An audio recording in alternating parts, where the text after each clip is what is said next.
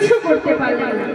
এরপরে অনেক দানবকে দিয়ে পাঠিয়েছিলেন কৃষ্ণকে মারবার জন্য, কিন্তু কোনো দানবই কৃষ্ণকে মারতে পারে না। কত অগাসুর বগাসুর কত অসুরকে পাঠিয়েছিলেন, কিন্তু কেউ কৃষ্ণকে মারতে পারে না। যেই না কৃষ্ণকে কেউ মারতে পারছেন না, এইবার কংস একটা প্ল্যান খাটিয়েছে। কি প্ল্যান? না কৃষ্ণকে আমি ডাকবো, আমার ভাবনা হয় আমি ডাকবো, ডেকে এনে আমার রাজ্যে ওকে আমি হত্যা করবো। এই বলে কৃষ্ণকে আমন্ত্রণ নিমন্ত্রণ করিয়ে কংসের রাজভবনে এনেছে। আর এদিকে বড় বড় তাবর তাবর বীরদেরকে ডেকে এনেছে, ডেকে এনে মল্ল যুদ্ধ করবে বলে সাজিয়েছে। এই বলে কৃষ্ণ যে এসেছে দেখতে বলে কি মা না অনেক বড় বড় তাবর তাবর বীরকে এনেছে যে তাকে মারবার জন্য। এই বলে কংস সবাইকে নিয়ে সব দিয়ে আজকে কৃষ্ণকে মারছে। কেমন করে? না মল্ল যুদ্ধ করে। এবার সবাইকে কৃষ্ণ পরাজিত করে দিচ্ছে। এই দেখে কংসের গায়ে টক করে পড়ছে। সবাইকে পরাজিত করে দিচ্ছে ওই কৃষ্ণ। না না না না না, আমি এটা সহ্য করতে পারবো না।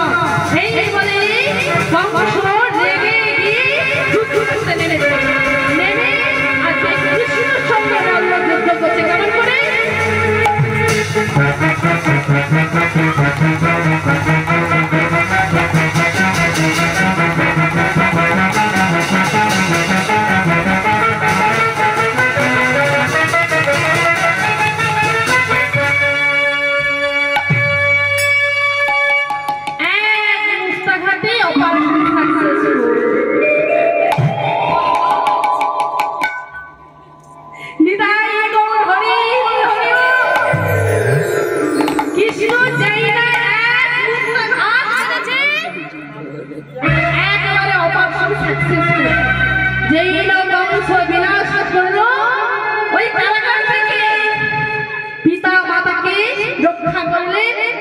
দাদু অগ্রসরীকেও রক্ষা করলেন, আর দাদু অগ্রসরকে রাজ্যের রাজা ঘোষণা করেছে।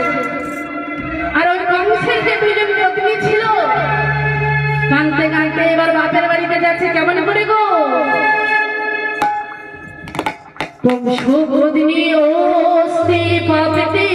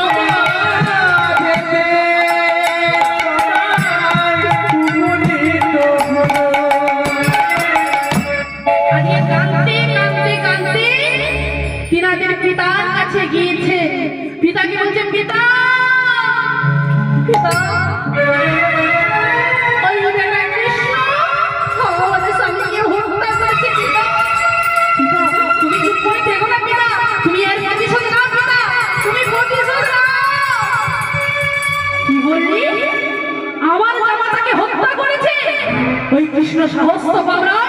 ওরে ওরে ওরে তোরা কাঁদিস না, তোরা আমি তোদের পিতা, আমি তোদের পিতা হয়ে বলছি ওই কৃষ্ণকে আমি যতক্ষণ না হত্যা করি ততক্ষণ আমার শান্তি হবে না।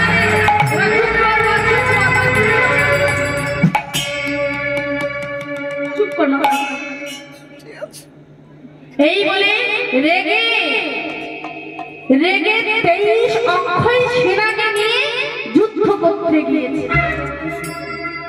কৃষ্ণর সঙ্গে 23 অক্ষয় সেনাকে নিয়ে যুদ্ধ করতে গিয়েছে, কিন্তু কথা হলো কি মা, ওই 23 অক্ষয় সেনারই প্রাণ হারিয়ে গেল, কিন্তু জরাসন্ধকে কেউ মারেনি। কারণ জরাসন্ধর কোনো অস্ত্রে শস্ত্রে মৃত্যু নেই। কার কাছে বল পেয়েছিল না? শিবের কাছে। শিবের বলে বলিয়া তাই কোনো অস্ত্র শস্ত্রে মরবে না, ওকে কায়দায় মারতে হবে। কেমন করে কায়দায় মারবে একটু শুনুন আপনারা।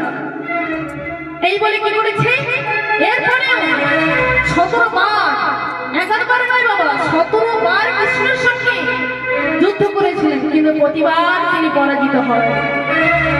কিন্তু এরকম চলতে দিলে তার হওয়া যাবে না। নারদ মুনি মনে মনে ভাবছে, না না না, এরকমই তো হবে না, আমাকে একটা ষড়যন্ত্র করতে হবে। কি না, ওই জরাসন্ধর বন্ধু হলো কালযবন। তাহলে আমি যদি কালযবনের গানে এই কথাটা চলি, তাহলে নিশ্চয়ই আরো যুদ্ধটা বড় করে হবে। যুদ্ধটা ছোটখাটো চলছে, এবার যুদ্ধটা বড় করে হবে। এই বলে জনিতা জানাবে, এই বলে কি করেছে, নারদ মুনি যাচ্ছে, ভক্তকে বলিয়া নারদ চলিতে লাগিল,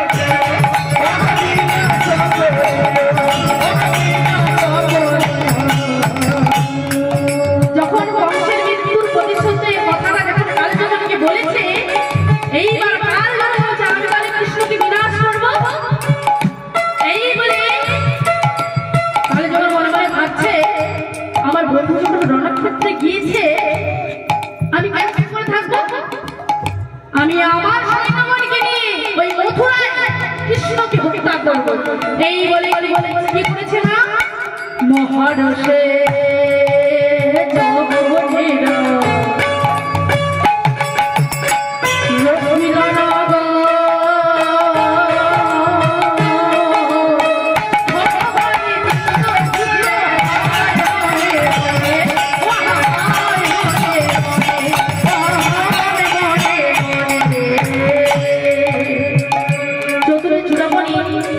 দাদা বলার সঙ্গে পরামর্শ করছে, দাদা ও দাদা, তোমাদেরকে নয় আমি তোমাদেরকে ডাকছি, কৃষ্ণ ডাকছে দাদাকে, ও দাদা দাদা, মথুরাবাসীকে প্রাণ রক্ষা করতে হবে। কি করবি ভাই? দাদা ওই সমুদ্রের মাঝে একটা বিক্ষিপ্ত নির্মাণ করতে হবে। তাহলে কি করবো দাদা? দাদা তাহলে বিশ্বকর্মাকে আনিয়ে এই বলে দাদা বলাই বিশ্বকর্মায়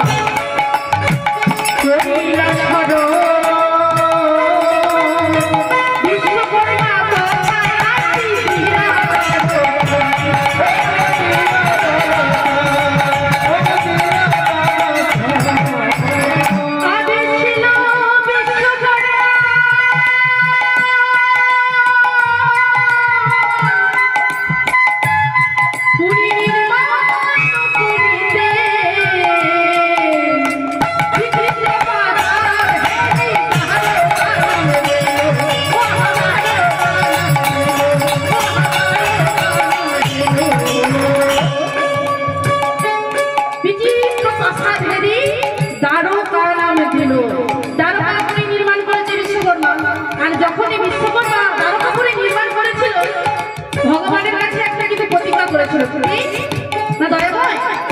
আমি এই দ্বারকা তৈরি করেছি ঠিকই, কিন্তু আমার একটা প্রতীক আছে কি না, যতদিন তুমি এই দ্বারকাতে থাকবে ততদিন তোমার এই দ্বারকা থাকবে। কিন্তু কৃষ্ণ তুমি যদি থাকবে না, তোমার এই দ্বারকাপুরী কিন্তু আর থাকবে না। কোথায় যাবে না, সমুদ্রের তলায় তলিয়ে যাবে।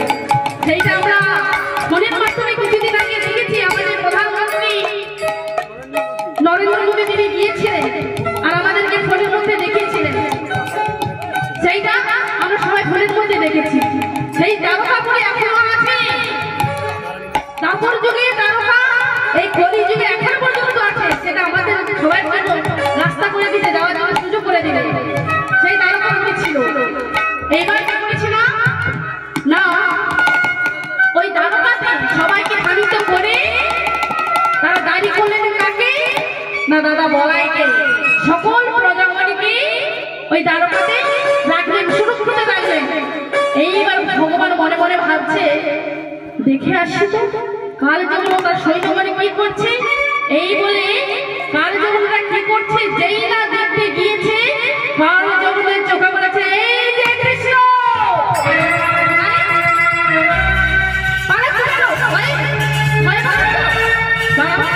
তুমি দাঁড়াও, আমি তোমার সঙ্গে যুদ্ধ করবো, আমি যুদ্ধ করবো বলে এসেছি, তুমি পালাচ্ছো কেন? কারণ ওকে তো সহজে মারা যাবে না, ওকে পাইপাই মারতে হবে। আর এমন ছোট ছোট পালাচ্ছে, মনে হয় যেন ভয়ে পালিয়ে যাচ্ছে, যুদ্ধ করতে পারবে না, ভয়ে পালিয়ে যাচ্ছে।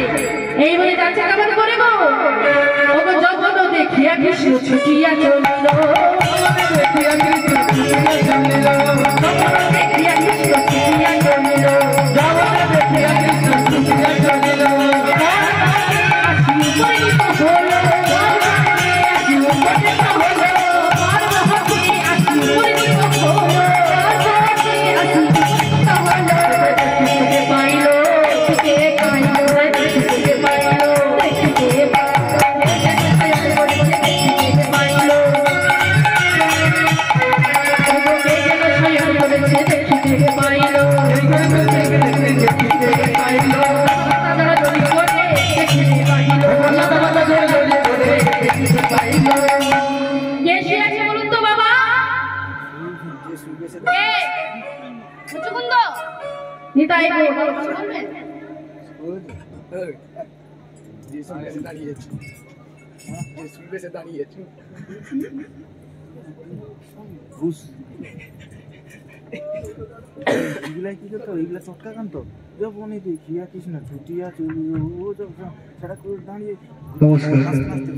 একটু বিরক্ত করলাম আপনাদের শুধু শ্রোতৃ মণ্ডলী।